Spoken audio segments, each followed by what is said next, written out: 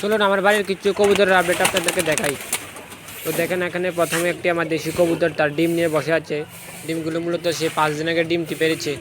তারপর দেখেন আমাদের গিরিবাজ নর কবুতরটা তার ডিমে তার দেওয়ার জন্য কীভাবে ডিমের উপর গিয়ে বসছে দেখেন আপনারা। আর ডিমগুলো মূলত আর এক সপ্তাহ পরে ফুটে যাবে। তারপর দেখেন আরেকটা দেশি কবুতর, সে বাচ্চা আজকে মাত্র ফুটেছে। তারপর দেখেন আমার কবুতরগুলোকে আমি এখন কিছু খাবার দিলাম। এখানে মূলত ধান খাবার দেওয়া হয়েছে। এই ধান খাবার দেওয়াটা মূল কারণ হলো কবুতরের পেট ভর্তি থাকা।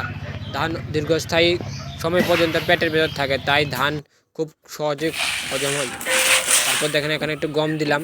এই গমটি দেওয়ার মূল কারণ হলো কবুতরের শক্তি এবং হজম শক্তি বৃদ্ধি করা। তারপর দেখেন এখানে ভুট্টা এবং অনেকটি কালো সরিষা এবং বিভিন্ন জাতের খাবার একসাথে মিশিয়ে দিলাম। এই খাবারটি দিলে কবুতরের স্বাস্থ্য এবং শরীর ভালো থাকে।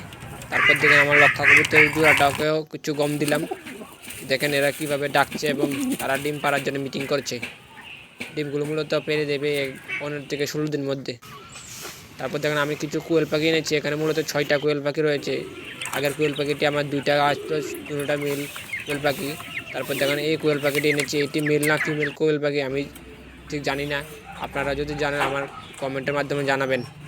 তারপর দেখেন এখানে আমার মেন লক্ষা কবুতরের জোড়াটা, দুর্ভাগ্যবশত তার একটি বাচ্চা আজকে মরে গেছে। এর কারণ হলো কবুতরের গুটি বসন্ত হয়েছিল তাই। তারপর দেখেন আমার এখানে মুরগ এবং হাঁসগুলোকে কিছু খাবার দিলাম, তারা কি সুন্দরভাবে খাবার খাচ্ছে। দেখেন এখানে বিভিন্ন জাতের মুরগ রয়েছে এবং হাঁস রয়েছে, যেমন সোনালি মুরগ এবং পোলট্রি মুরগ, তারপর দেশি মুরগ ইত্যাদি। তারপর দেখেন এখানে হাঁসগুলোর নাম হলো বেজিং হাঁস।